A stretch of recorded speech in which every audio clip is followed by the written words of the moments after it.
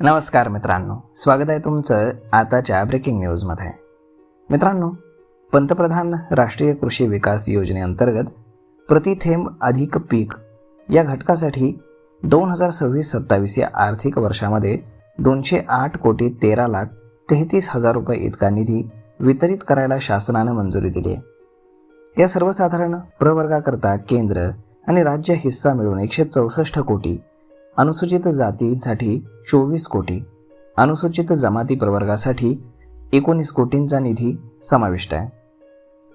याबाबतचा शासन निर्णय कृषी आणि पशुसंवर्धन विभागानं जारी केला आहे.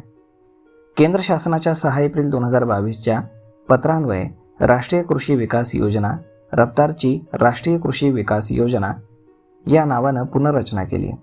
त्यामुळे वार्षिक कृती आराखडा आधारित, सविस्तर प्रकल्प अहवाल आधारित या 2 शाखांचा समावेश आहे. पंतप्रधान कृषी विकास योजनेतील प्रति थेंब अधिक पीक सूक्ष्म सिंचन हा घटक पंतप्रधान राष्ट्रीय कृषी विकास योजना वार्षिक कृती आराखडा आधारित या शाखेला अंतर्भूत केला आहे. यामध्ये केंद्र आणि राज्य शासनाच्या हिश्श्याच्या निधीचं प्रमाण हे 60-40 असं आहे. राष्ट्रीय कृषी विकास योजनेचं नाव पंतप्रधान राष्ट्रीय कृषी विकास योजना असं करण्यात आले. आता या योजनेसाठी निधी मंजूर करण्यात आलेला आहे. सूक्ष्म सिंचनाच्या माध्यमातून जास्तीत जास्त शेती क्षेत्राला पाणी उपलब्ध करून देण्याच्या उद्देशानं प्रति थेंब अधिक पीक ही योजना राबवण्यात येते.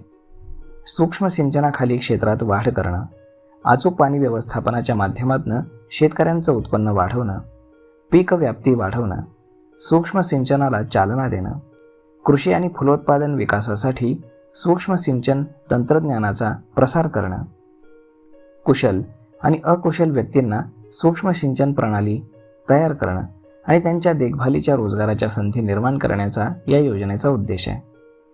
या योजनेअंतर्गत शेतकऱ्यांना सूक्ष्म सिंचनासाठी येणाऱ्या खर्चाच्या 45 ते 55% इतकं अनुदान हे दिलं जाणार आहे.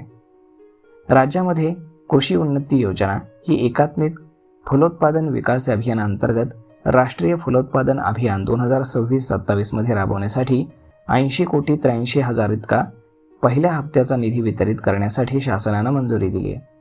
तसेच कृषी उन्नती योजनेअंतर्गत कृषी विस्तार उप अभियानाअंतर्गत राज्याच्या कृषी विस्तार कार्यक्रमांमध्ये सुधारणा करण्याकरता सहाय्य योजनेअंतर्गत 2026-27 मध्ये सर्वसाधारण आणि अनुसूचित जमाती या 2 प्रवर्गांसाठी पहिल्या हप्त्याच्या 59,97,00,000 रुपयांच्या निधी मंजुरीला देण्यात आलेली आहे.